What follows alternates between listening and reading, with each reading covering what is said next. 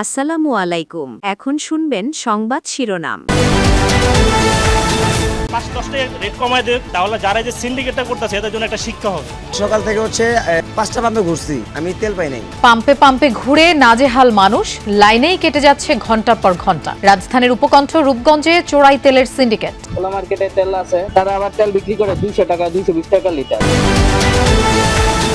জ্বালানি সংকটের কারণে স্কুল পর্যায়ে অনলাইন অফলাইনের সমন্বয়ে ক্লাস নেয়ার চিন্তা সরকারের। বৃহস্পতিবার মন্ত্রিপরিষদে প্রস্তাব উত্থাপন। ফুয়েল ক্রাইসিস, ইন্টারন্যাশনাল ক্রাইসিসের কারণে আমরা ভাবছি যে ব্ল্যান্ডিং করা যায় কিনা, অন এবং অফ আসবে এবং অনলাইনে, সেটা নিয়ে আমরা আলোচনা করেছি। রাজশাহী মেডিকেলে সাধারণ ওয়ার্ডেও রাখতে হচ্ছে হামের রোগী। দাপ্তরিক জটিলতা ও সময় ক্ষেপণের কারণে কেন্দ্রীয় ভাণ্ডারে মজুদ নেই হাম সহজ 6 ধরনের টিকা। এবারের ঈদযাত্রায় সড়ক নৌ রেলপথে ঝরেছে কয়েকশো প্রাণ। দুর্ঘটনা নিয়ন্ত্রণে কর্তৃপক্ষের নেই উদ্যোগ, অসচেতন যাত্রীরাও।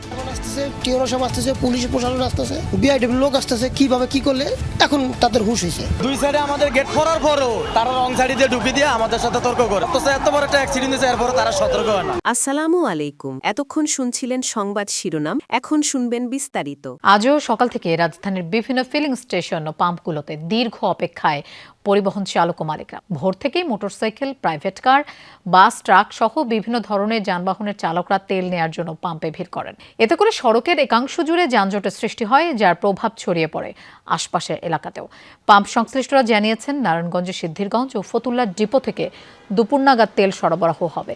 ঘন্টার পর ঘন্টা অপেক্ষা করেও চাহিদা অনুযায়ী তেল পাওয়া যাচ্ছে না বলে জানান গাড়ি চালকরা। তেলের সম্ভাব্য মূল্যবৃদ্ধির গুঞ্জন ছড়িয়ে পড়ায় তেল মজুত করার প্রবণতা তৈরি হচ্ছে বলেও জানান পাম্প সংশ্লিষ্ট। এদিকে ডিপো থেকে চাহিদা মতো জ্বালানি তেল না পাওয়ায় রাত 8টা থেকে সকাল 7টা পর্যন্ত পাম্পগুলো বন্ধ রাখার দাবি জানিয়েছে পেট্রোল পাম্প ওনার্স অ্যাসোসিয়েশন। 5:30টার সময় আসছি, লাইন দিয়েছি আর কি, তেলের লাইনে এখনো দিকে আছি, কিন্তু তেল পাম্প বলছে 12টার সময় তেল পাবেন। তেলের গাড়ি গেছে নারায়ণগঞ্জ, এতটুকুই আর কি। এই জন্য আমরা সিরিয়ালে দাঁড়ায় আছি। ছেলে মেয়েরা স্কুল কলেজে যাইতে পারছে না, স্যার অফিসে যেতে পারছে না, মানে নানান ঝামেলার মধ্যেই পড়ে গেছে আর কি। গাড়ি আসে নাই, তারা বলতেছে কখনো 12টার সময় দিবে, কখনো 3টার সময় দিবে, এক সময় এক ধরনের কথা বলতেছে। কখন ঘুমামো, কখন খামো, এই তেলের টেনশনে আবার আসলাম 5:30টায়। আসার পরে আইসা দেখলাম যে এখানে প্রায় 150 থেকে 200 গাড়ির পিছনে ছিলাম। এই ঠেলতে ঠেলতে এই পর্যন্ত আইসা কখন পামো কখন যামো তাও কোনো নিশ্চিত নাই। জ্বালানি তেলের সংকটের সুযোগ নিয়ে নারায়ণগঞ্জের রূপগঞ্জে গড়ে উঠেছে চোরাই তেলের সিন্ডিকেট। ফিলিং স্টেশনগুলোতে যখন তেলের জন্য হাহাকার, তখন ঠিক তার উল্টো চিত্র খোলা বাজারে, যেখানে চড়া দামে বিক্রি হচ্ছে পেট্রোল, অকটেন ও ডিজেল। জ্বালানি তেল সংকটে নারায়ণগঞ্জের রূপগঞ্জে বিভিন্ন ফিলিং স্টেশন মাঝে মধ্যেই বন্ধ থাকছে। তেল আসার খবর পেলে ভিড় জমাচ্ছেন গ্রাহকরা, তবে মিলছে না চাহিদা মতো পেট্রোল, অকটেন কিংবা ডিজেল। তেল নেই, কোনো পাম্পেই নেই। যত পাম্পে এখন পর্যন্ত দাঁড়ালাম, এক পাম্পেও নেই। রূপগঞ্জের অলরেডি সবগুলো পাম্প আমার ঘোরা শেষ। 15 দিনের উপরে আমরা পাচ্ছি না octane, diesel. Octane, petrol, diesel কিছুই নেই। একবারে শূন্য। দেন না রশি লাগাই দিচ্ছি পুরো দোনো সাইডে গেটে। ডিজেল দিচ্ছে সপ্তাহে একবার, এক গাড়ি করে ডিজেল দিচ্ছে, ওটা বিক্রি করতেছে। আর যখনই আনি তখনই তাড়াতাড়ি শেষ হয়ে যায়। ঈদের 2 দিন আগে আমাদেরকে অকটেন দেওয়া হয়েছিল, এখন পর্যন্ত আর কোনো অকটেন দেওয়া হয়েছে না। অথচ আশেপাশেই খোলা বাজারে মিলছে তেল। উপজেলার বিভিন্ন সড়কের পাশে গড়ে উঠেছে 150 থেকে 200 টং দোকান, যেখানে প্রতি লিটার পেট্রোল বিক্রি হচ্ছে 200 থেকে 300 টাকা পর্যন্ত, আর অকটেন মিলছে 250 থেকে 300 টাকায়। জ্বালানি সংকটের কারণে স্কুল পর্যায়ে অনলাইন অফলাইনের সমন্বয়ে ক্লাস নেওয়ার চিন্তা করছে শিক্ষা মন্ত্রণালয়। বৃহস্পতিবার মন্ত্রিপরিষদে এই প্রস্তাব উত্থাপন করা হবে বলে জানিয়েছেন শিক্ষামন্ত্রী এহসানুল হক মিলন। সকালে প্রধানমন্ত্রী তারেক রহমানের সাথে আলোচনা শেষে মন্ত্রী এই কথা জানান। শিক্ষামন্ত্রী বলেন, রমজান সহ নানা কারণে পাঠদান ঘাটতি পোষাতে শনিবার স্কুল খোলা রাখার সিদ্ধান্ত নেওয়া হয়েছে। তবে জ্বালানি সংকট, যানজট এবং হামের প্রাদুর্ভাবের কথাও বিবেচনায় রেখেছে সরকার। সব দিক বিবেচনায় রেখে এবং শিক্ষক শিক্ষার্থীদের মতামতের ভিত্তিতে অনলাইনে ক্লাস নেওয়ার বিষয়টি গুরুত্বপাত। বৃহস্পতিবার এই প্রস্তাব মন্ত্রিপরিষদে উত্থাপন করা হবে। তবে কতদিন অনলাইনে ক্লাস নেওয়া হবে তা ক্যাবিনেট বৈঠকে চূড়ান্ত হবে বলেও জানান শিক্ষামন্ত্রী। এখন আমরা কিছু ক্লাস আওয়ার লস করেছি রোজার ছুটিতে এবং বিভিন্ন রকমের দেশের আন্দোলন সব মিলিয়ে। তো আমরা স্কুল আওয়ারটাকে অর্থাৎ 6 ডেজে উইক করছি। ইন দ্য মিন টাইম আমাদের ফুয়েল ক্রাইসিস, ইন্টারন্যাশনাল ক্রাইসিসের কারণে আমরা ভাবছি যে ব্ল্যান্ডিং করা যায় কিনা, অন এবং অফ আসবে এবং অনলাইনে, সেটা নিয়ে আমরা আলোচনা করেছি। মাত্র কয়েকদিনের ব্যবধানে ঝরে গেছে কয়েকশো প্রাণ। সড়ক, রেলপথ আর নৌপথ দুর্ঘটনায় থেমে গেছে বহু যাত্রা। তবে এই ঘটনাগুলো কি শুধুই অনাকাঙ্ক্ষিত পরিণতি, নাকি ধীরে ধীরে জমে ওঠা অগোছালো বাস্তবতার বিস্ফোরণ? প্রশ্ন থেকেই যায়, মৃত্যুগুলো কি সত্যিই অনিবার্য ছিল? কোনোভাবেই কি রোধ করা সম্ভব না এই রকমের দুর্ঘটনা? এবার ভয়াবহ ঈদযাত্রার সাক্ষী হয়েছে দেশ। কয়েকদিনের ব্যবধানে সড়ক, নৌপথ আর রেল দুর্ঘটনায় ঝরেছে শত শত প্রাণ। একটা প্রশ্ন সামনে নিয়ে আমরা আরও ভেতরে ঢুকতে চাই।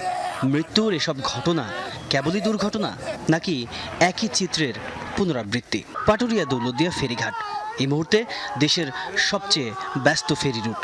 এই কদিন আগেই দৌলতদিয়ার ৩ নম্বর ঘাটে তলিয়ে যায় একটি বাস, ঝরে যায় ২৬টি তরতাজা প্রাণ। ওই যে একটা ফেরি ছিল আর কি, উনি চাইছিল এনে ভেজাবো, গাড়ির নামবে আর ধুয়ে যাবো, উনি আনবে ব্রেক ফেলে মারতেস। আপনারা দেখেন যে সমস্ত ডাল, এই সমস্ত হাই লোড হইলে গাড়ির ধরে রাখা কষ্ট।